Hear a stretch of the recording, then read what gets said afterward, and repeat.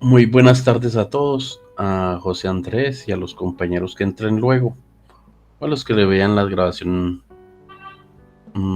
después. Listo, voy a iniciar con la sección número 3 del curso de creatividad para la solución de conflictos laborales y vamos a iniciar de la siguiente manera.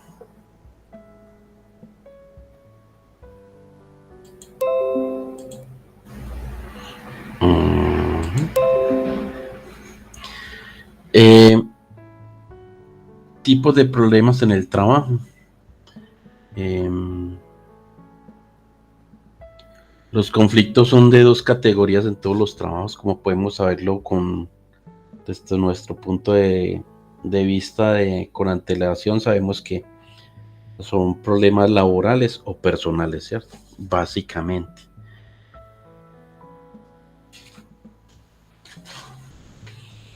El conflicto laboral o individual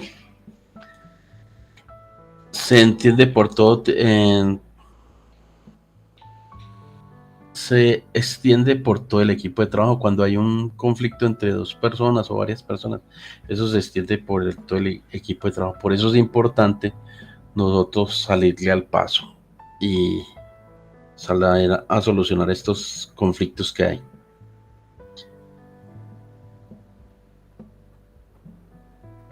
El otro tipo de conflicto es la frustración. Aspectos a tener en cuenta. Cuando pocos de nosotros, a pesar de lo frustrados y desconcertados que podamos sentirnos, tratamos de arreglar las cosas en la oficina o incluso dejar aflorar nuestros sentimientos. ¿Qué quiere decir esto? Cuando nosotros sentimos frustración, hay que tener en cuenta lo siguiente. Se es obstinado, evitamos cosas, somos agresivos o abandonados. Dos, la frustración es cuando algo que desea está lejos de nuestra realidad. Tres, debemos tratar de adaptarnos. Cuatro, sea asertivo en sus sentimientos. Y cinco, identifique el personal frustrado y hable con él, porque esto no se puede dejar como pasar. Ojalá una persona muy... Si estamos dirigiendo un proceso, debemos acercarnos a él y tratar de ver qué es lo que le pasa y si es el caso, buscar pues ayuda profesional. La otra aspecto importante a tener en cuenta es el estrés, las causas del estrés en el trabajo. Generalmente nos estresamos porque tenemos muchas actividades por realizar, por el afán, ¿cierto? Eso genera malas relaciones y baja productividad. Entonces es importante que nosotros empecemos a mirar cuál causa es, si es que tenemos mucho trabajo o somos demasiado afanados y no sabemos controlar, o mejor dicho, programar nuestro día a día. Los factores estresantes son el físico, el mental, el social y el espiritual. Entonces es importante nosotros realizar un plan de trabajo para evitar estos. Y si es que la empresa nos está cargando mucho, entrar a dialogar con nuestros jefes. Fases del estrés. El estrés se puede evaluar como,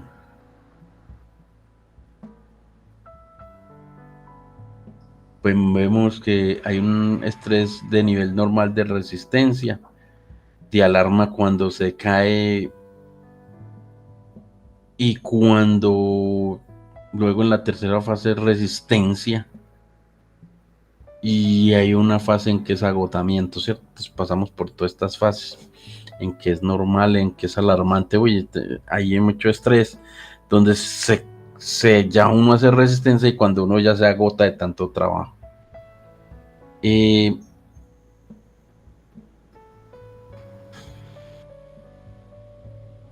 Amenaza, daño irreparable.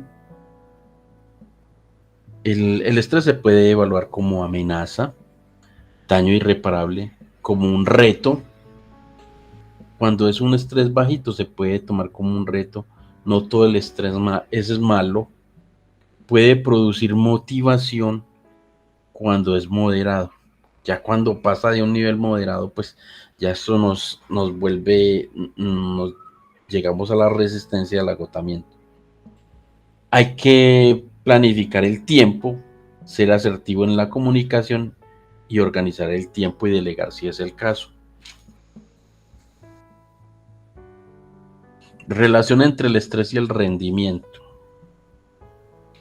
Cuando es de A a B, podemos ver ahí en la imagen de A a B, hay una ausencia de estrés. Sujeto apático, sin estímulo, sin metas, bajo rendimiento. Mire que la curva de estrés está subiendo. Luego sigue de la B a la C. Entonces ya es un estrés moderado. Sujeto motiva con satisfacción personal, rendimiento óptimo.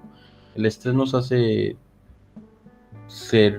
buscar nuevas oportunidades y trabajar un poquito más concentrados. Cuando es de C a D, exceso de estrés. Entonces usted, al estar mucho tiempo estresado, el sujeto estresado sin motivación, buen rendimiento, pero con mucho estrés. Y de D a E, que es la parte final, decae el rendimiento, nivel máximo de estrés, sujeto deprimido y o ansioso, muy bajo rendimiento. Entonces podemos, al estrés debemos tenerlo en cuenta en la organización.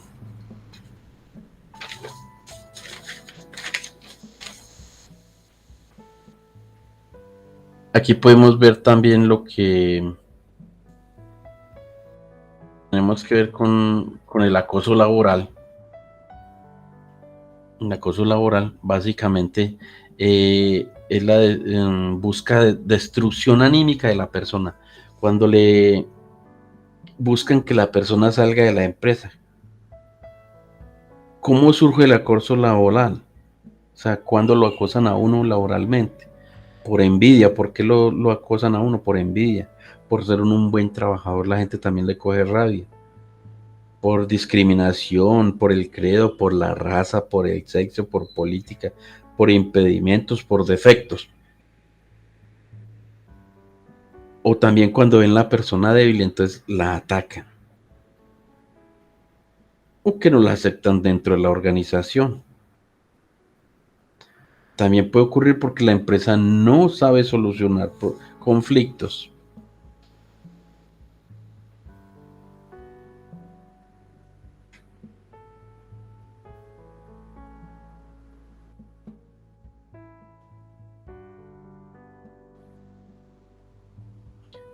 Está también la conflicto laboral o colectivo. Este se presenta por falta de garantías e incumplimiento de las leyes laborales. La mayoría de los conflictos laborales se dan por la falta de garantías e incumplimiento en las leyes laborales. Por ejemplo, la empresa se afilia y no paga a tiempo la seguridad social, desafilia a la gente, despidos masivos, no se cuenta con apropiado nivel de escalafón versus salarios, no se paga el salario o por lo menos el salario legal, robos o fraudes, no respeta las horas legales a laborar, falta de seguridad industrial y salud ocupacional, diferencias o discriminación por género, despido de una mujer en estado de embarazo, ¿cierto? Entonces, estos son los conflictos que vemos dentro de las organizaciones y es importante que nosotros los evaluemos.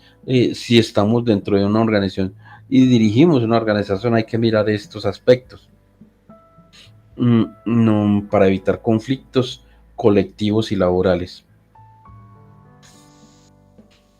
Clima organizacional van de la mano con la satisfacción laboral y el correcto tratamiento de los conflictos. El clima organizacional va de la mano con la satisfacción laboral, y esta satisfacción depende de la ausencia o correcto tratamiento de los conflictos personales y laborales. El clima organizacional y satisfacción laboral son variables que se relacionan con el bienestar de la persona en su trabajo, su calidad de vida laboral y en qué consecuencia afecta su desempeño. Es cómo me siento, y eso se va a ver reflejado dentro de la organización. Técnicas de identificación de problemas. Entonces, la primera técnica para yo visualizar problemas está dada a través de la entrevista. Cuando hay conflictos, se debe hablar por separado con cada persona y luego unir las personas para conciliar el conflicto, ¿cierto? Esto a través de una entrevista. La segunda técnica de identificación de problemas es la reuniones en el trabajo. Esto es en la reunión la debe generar pues, generalmente un coordinador, una persona que maneje el grupo, y se debe realizar la reunión de trabajo, planear la reunión, una reunión corta, puntual, que tenga moderador, retroalimentar la reunión y las conclusiones. La otra técnica la técnica de identificación de problemas es la encuesta.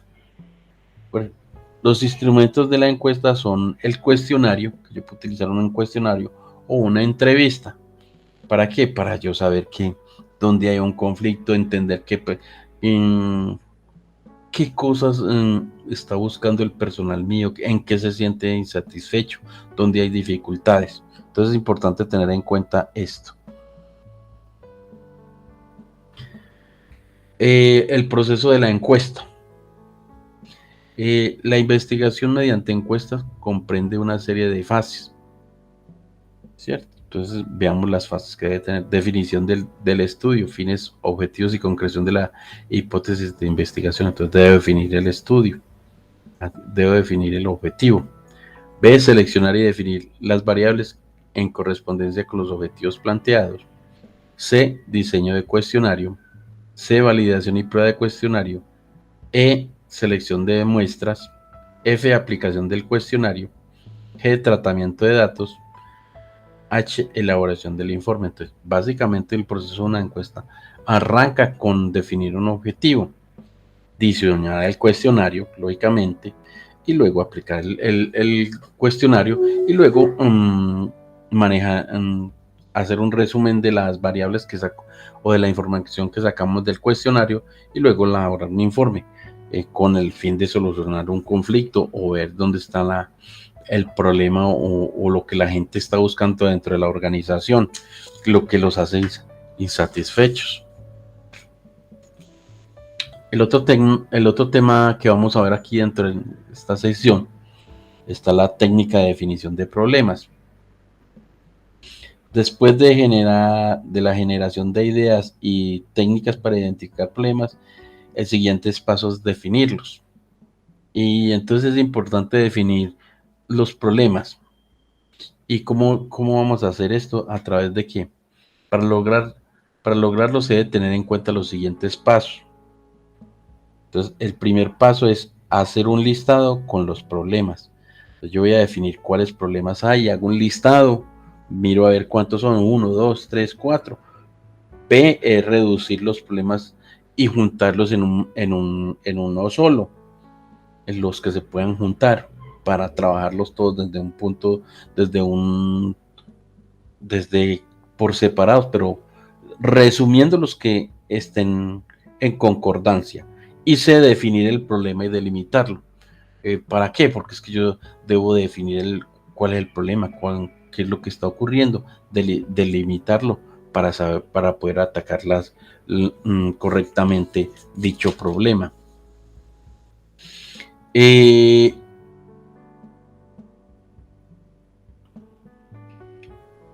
Redactar el problema y tener en cuenta dos principios generales. Los principios generales está definir el problema en términos de necesidad. Un ejemplo es, las ventas están demasiado bajas, ¿cierto? Entonces, ahí estoy definiendo el problema. El otro aspecto es definir el problema como algo que todos comparten. Evite asignar culpas por el problema. No es que la culpa es de producción, es del departamento de ventas o de despacho. No, no, no. Usted está primero que todo redactando un problema. Entonces, para, las ventas están, por ejemplo, un planteamiento negativo sería las ventas están bajas por culpa de los vendedores. Y entonces allí generaríamos un problema interno porque ahí mismo la gente se pondría como un bloqueo mental. Entonces lo lógico es definir el problema en términos de necesidad. Es decir, las ventas están demasiado bajas porque vamos a tratar un problema. Es básicamente esto lo que vamos a mirar. Y el tema siguiente es, para definir adecuadamente el problema o diagramarlo o resumirlo, veamos lo siguiente. Entonces, lo podemos hacer desde los siguientes formas, ¿cierto? Entonces, una es un cuadro atrás de un cuadro comparativo, el esquema de los 8 interrogantes básicos, el diagrama de causa-efecto, el diagrama de afinidad, es el otro método, o el diagrama de relaciones DA. ¿Eso qué quiere decir, cierto? Que son formas de resumirlo, de diagramar el problema, para resumirlo, para ser más fácil de manejar. Entonces, por eso estamos dando estas 5 formas de diagramarlo o resumirlo. Dentro de la que vemos acá en el momento en pantalla está el cuadro comparativo. Consiste en comparar dos problemas para tomar la decisión de cuál realizar. Entonces podemos ver ahí dentro el ejemplo que dice ejemplo de decir qué problema resolver. Entonces, problema 1, muchos menores en la edad fuman cigarrillo o mastican tabaco. Problema número 2, muchos adolescentes consumen drogas ilegales, marihuana, cocaína, etc. Entonces, yo me voy a hacer unas preguntas. ¿Con cuánta frecuencia ocurre el problema? Entonces, muy frecuente el problema número 1, frecuente el problema número 2. Y así voy comparando los dos problemas y así decido cuál problema voy a realizar primero o cuál voy a realizarse en un segundo momento.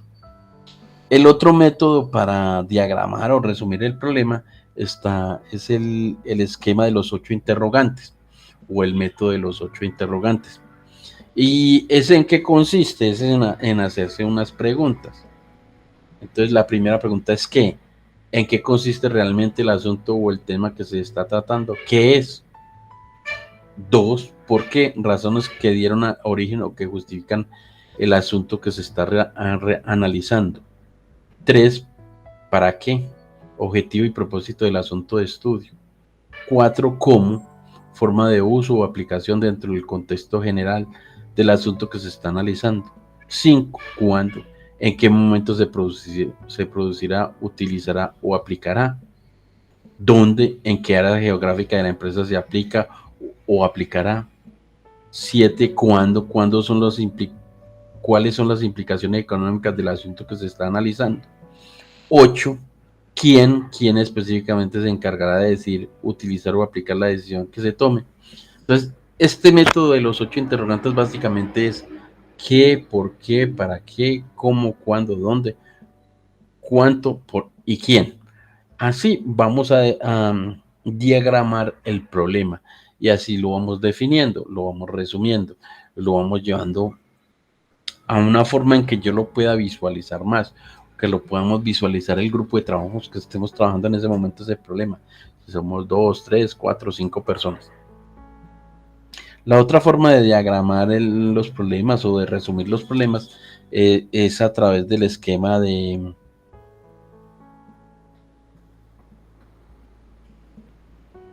el diagrama causa-efecto, también conocido como espina de pecado,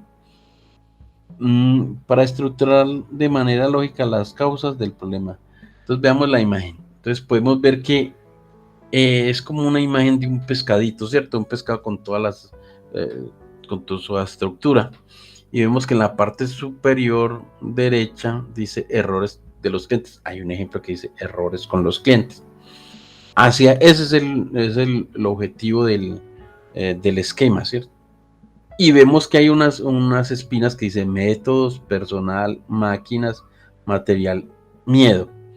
Entonces, estos son los temas que están trayendo errores con los clientes. Entonces, los métodos, entonces, pueden haber métodos de trabajo que no son adecuados, nos falta de pronto capacitación del personal, no es el personal idóneo.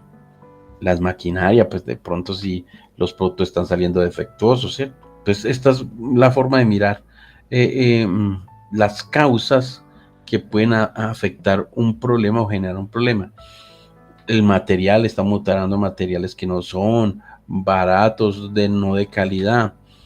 Medio, estamos de pronto llegándole al cliente por medios que no son. Entonces, es básicamente decir las causas que nos están generando un efecto, digamos en este caso un problema puntual dentro de la organización, como son errores frente a los clientes. La otra forma de diagrama es el diagrama de afinidad, que consiste básicamente en, en una tarjeta, nosotros en una mesa de trabajo empezamos a escribir en tarjeticas o en hojas. Se escribe cada problema y sus posibles causas. Entonces, en hojitas pequeñas, vamos a decir, por decir el problema es imagen del producto.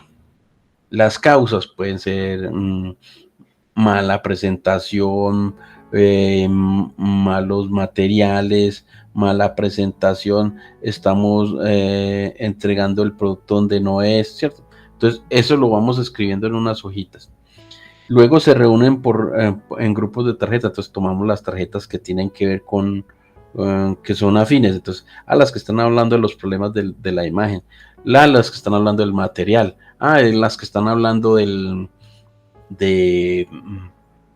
digamos, del personal, como está presentando la imagen del producto en este caso que les estoy hablando.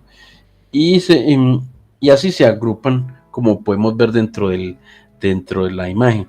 Entonces, mire, organización y dar soporte a equipos eficientes. Entonces, ser capaz de formar a otros. Entonces, como por hojitas, ir formando lo que son las causas y los efectos. Y luego organizarlos en grupitos para luego desarrollar y darle solución a estos. La otra forma de diagramar los problemas es el diagrama de relaciones. Este consiste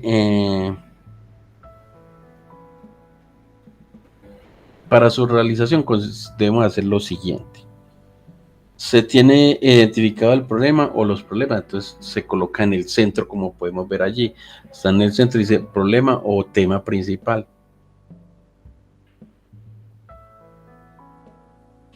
Para eso también podíamos partir de este que ya lo tenemos acá. Mire que ya lo tenemos organizado por grupos. De ahí podríamos partir.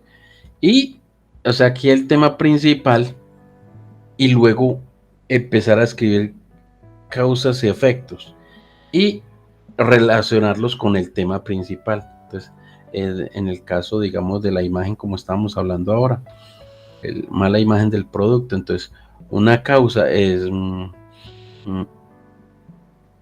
mal diseño. Efecto, ventas bajas o producto feo. ¿Cierto? Entonces, así, todo esto lo vamos relacionando hacia el tema principal. Esto con el fin de poder visualizar el problema. Entonces, estos son formas de cómo presentar un problema. Igualmente hay otras como la lluvia de ideas, que es tan importante, y que uno toma varias ideas y después va relacionándolas y luego va tomando decisiones sobre ellas.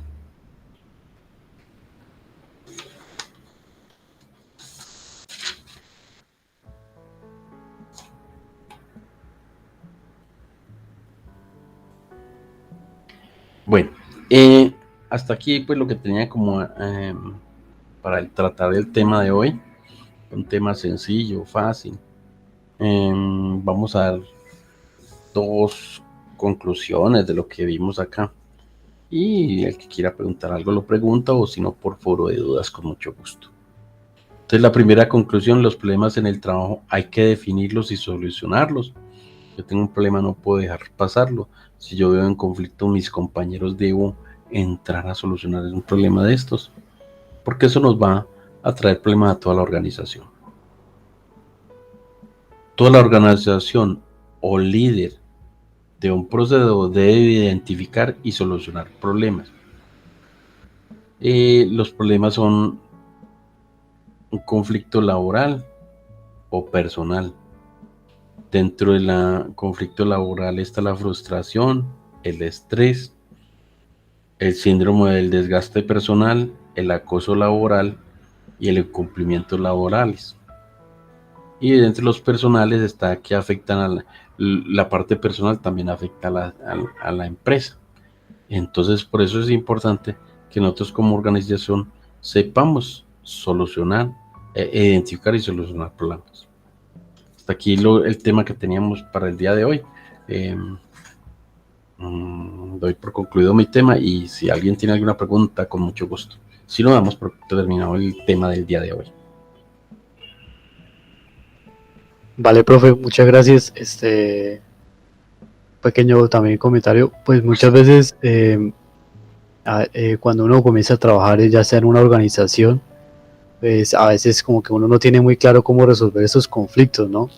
Sí, Bueno, uno sabe que está la administración de talento humano, el departamento pues, de recursos humanos, pero sí, uno no sabe cómo a veces llegar a resolverlo, ¿no? Ya sea con un grupo, con el mismo grupo de, de estudio, un grupo de la organización pues, que le asignan a uno, o una persona individual, ¿no? sí, Entonces sí. a veces es como complicado, sí, y a veces uno se tira más como la ley del monte, ¿no? O sea, eh, como, pues vamos a resolverlo, pues, hablando, no sé, pero no de acuerdo a los objetivos de la organización, ¿no? A ver, José Andrés, es cierto, nosotros debemos primero identificar qué tipo de conflicto es, ¿cierto? Como lo podíamos ver, pues hay conflictos que afectan la parte laboral por la frustración. Entonces, un compañero frustrado, con mucho estrés, con mucha carga laboral, entonces le contestan a uno con tres piedras en la mano, o el desgaste personal, que la persona ya está hasta lo último y muy cansada cuando la están acosando, cuando la empresa está incumpliendo muchas cosas. Todo esto nos afecta, ¿cierto? Es importante que nosotros determinemos primero qué es lo que está pasando, y con esa persona entrar a como a conciliar, a ver qué es el problema. Cuando ya nosotros estamos informados, en caso de ser un coordinador, un supervisor, un jefe, o parte de un grupo laboral, un líder de un grupo, llevar esto a conocimiento de las directivas, ¿cierto? También conversar con la persona, a ver si uno puede llegar, si de pronto es falta de conversar con la persona.